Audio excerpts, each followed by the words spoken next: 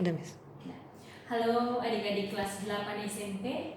Bertemu lagi dengan Miss Lucy dengan pelajaran yang kalian sukai, ya kan? Pelajaran IPS. Topik kita hari ini adalah topik yang kedua, tapi khusus untuk perlawanannya, Dek. Minggu kemarin kita sudah belajar tentang kondisi masyarakat pada saat masuknya para penjajah yang dimulai dari sistem tanam paksa, sistem sewa tanah, kerja paksa. Itu yang dilakukan pada masa penjajahan. Maksudnya orang-orang Belanda yang datang ke Indonesia, itu yang mereka lakukan. Kerja paksa, tanam paksa, sewa tanah. Itu inti pelajaran minggu lalu. Tapi untuk yang sekarang ini kita bahas perlawanan dari apa yang dibuat oleh Belanda terhadap Indonesia atau dulu namanya Nusantara. Ayo, pertama kita akan bahas tentang perlawanan terhadap penjajahan di Ambon. Ya, ingat kalian dulu VOC pertama berdiri ada di mana? Di Ambon, lalu pindah ke Jayakarta. Makanya perang yang pertama ini adalah di Ambon. Perang Saparua di Ambon. Tahun berapa? Tahun 1817. Pimpinannya siapa, Dik? Thomas Matulesi. Ayo, kalian ingat nama lain dari Thomas Matulesi itu adalah Patimura. Kalian cari dulu mata uang yang ada gambar Pangeran Patimura ya. Gambarnya ada di mata uang berapa ya? Kalian ingat, pasti kalian langsung ingat dia yang membawa parang ya kan? Uang parang ya, uang 1000 ya kan? Nanti ada misalnya itu di kuis. Uang 1000 ada gambar pahlawan apa? Yaitu Patimura. Lalu dia pimpinan di perang Saparua. Dan ada lagi namanya Christina Marta Tihahu. Ya, ini adalah perempuan dalam perang Ambon. Udah, kalian ingat tadi inti dari yang Miss bilang pada perang Saparua ini, ya. Yang kedua, perang Padri di Sumatera Barat tahun 1821. Pimpinannya siapa, Miss? Tuanku Imam Bonjol, ya. Ini perang Padri namanya ya, Dek.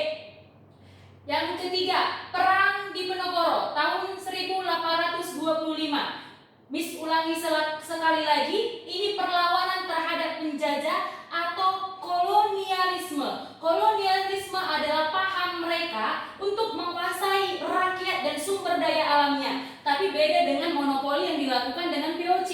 VOC hanya mau menguasai perdagangan rempah-rempah. Ingat, yang pertama dulu mereka melakukan monopoli, lalu yang kedua melakukan kolonialisasi atau yang disebut dengan menguasai rakyat dan sumber daya alamnya. Intinya semua yang berkaitan dengan alam itulah yang ingin dikuasai mereka. Setelah itu, inilah yang dilakukan oleh rakyat di Nusantara atau di Indonesia, melakukan perlawanan. Yang pertama tadi perang Saparua, lalu perang Padri. Yang ketiga, ayo kita bahas tentang perang Diponegoro tahun 1825, dipimpin oleh Pangeran Diponegoro sendiri. Belanda ini mau ngapain di sini? Belanda campur tangan urusan kerajaan Yogyakarta, makanya marahlah Pangeran Diponegoro. Sekaligus dia ingin menguasai rakyat dan sumber daya alam yang ada di daerah Yogyakarta. Ya, Pangeran Diponegoro ini coba dulu kalian ingat pada mata uang apa dianya? Ya, kalian ingat dulu, nanti kalian cari ya. Nanti ada di kuis Miss buat. Ini uang di 10.000. Yang tadi uang 1000, ini uang 10.000. Nanti ada Miss buat kuisnya untuk Pangeran Diponegoro ada pada mata uang apa. Lalu yang keempat, perang Aceh.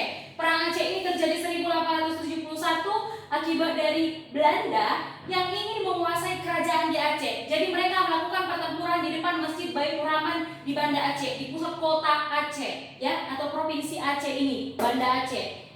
Lalu mereka pakai taktik apa? Cara Belanda, mereka pakai taktik adu domba. Jadi kerajaan-kerajaan ada di situ adu domba. Jadi biar memihaklah kerajaan-kerajaan yang ada di Aceh terhadap Belanda. Jadi digaduhkanlah mereka supaya saling berperang sendirinya, tidak ikut campur Belanda, ya. Seakan-akan Belanda tidak ikut berperan dalam perang tersebut. Lalu tokoh-tokoh dalam perang Aceh ini siapa aja, Dek? Teku Umar, Cut Nyadin, Cut Mutia, ya kan, Dek? Ingat akil kok, dan namanya Teku itu dan Cut berasal dari Aceh, ya kan? Lalu yang kelima, perlawanan yang kelima yang terkenal adalah di Sumatera Utara sendiri. Ini terjadi tahun 1877. Ini di mana? Khususnya di Tapanuli Utara, ya, Sumatera Utara, ya, tapi tepatnya di Tapanuli Utara. Tokohnya adalah Sisingamangaraja ke-12, ya.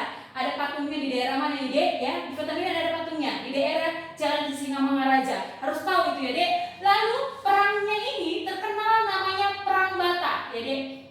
Dalam perang ini gugurlah dua putra si Singamangaraja. Yang pertama adalah Patuan Nagari dan kedua adalah Patuan Anggi.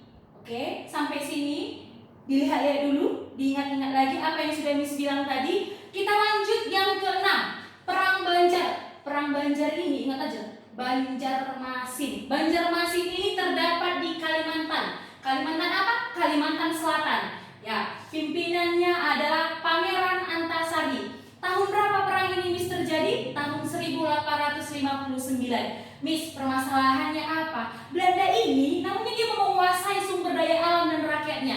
Dia ingin menguasai dulu kerajaan-kerajaan dan ikut campur dalam pemilihan pemimpin atau raja yang ada di setiap kerajaan. Jadi dia menguasai dulu rajanya, lalu rakyatnya, lalu dikuasailah sumber daya alamnya.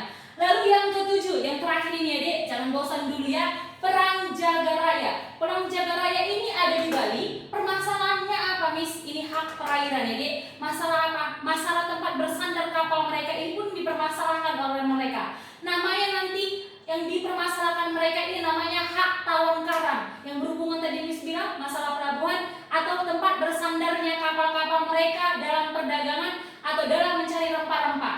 Ya, perang Jagaraya ini disebut juga dengan nama Puputan Jagaraga. Oke, yang berperan di sini, dua kerajaan yang berperan dalam perang ini atau perang Jagaraga ini adalah kerajaan Bali. Yang berperan di sini adalah kerajaan Gianyar dan kerajaan Klungkung. Ya, di sini untuk perang Jagaraga ini hanya dipimpin oleh dua kerajaan ya, Dik. Jadi nanti semua rakyat ikut berperan di sini. Sudah, inilah perlawanan terhadap penjajahan. Masih ada lagi, tapi inilah inti dari topik perlawanan penjajahan di Indonesia. Miss ulangi sekali lagi. Yang pertama perang Sapura, yang kedua perang Padri, yang ketiga perang Diponegoro, yang keempat perang Aceh, yang kelima perlawanan Sisingamangaraja atau disebut dengan namanya perang Batak ya. Nanti misalnya ini di kuis dan empati. Yang keenam adalah perang Banjar, yang ketujuh adalah perang Jagaraga. Oke, sampai di sini dulu topik kita. Kalian ulang-ulanglah dulu ini ya supaya kalian mengerti. Kalau tidak mengerti, dibacalah dulu gambar atau foto yang sudah ditampilkan di WA group, ya kan? Kalian kerjakan kuis dan empatinya. Jangan hanya beberapa orang yang mengumpul, harus semua mengumpul kuis dan empatinya. Kenapa Miss bilang harus mengumpul kuis dan empatinya? Semakin sering kalian mengerjakan soal, akan semakin paham kalian terhadap materi yang akan disampaikan ini. Oke, semangat belajar di rumah, walaupun libur tetap belajar, jangan keluar-keluar rumah dulu, jaga kesehatan. Miss sangat berharap kalian dalam keadaan sehat. Nanti kita berjumpa secara langsung, kalian sehat, cantik-cantik, ganteng-ganteng ya kan? Intinya jaga kesehatan, tetap semangat belajar. Ingat sekali lagi, kumpul kuis dan empatinya. Oke? Selamat sore, sampai jumpa.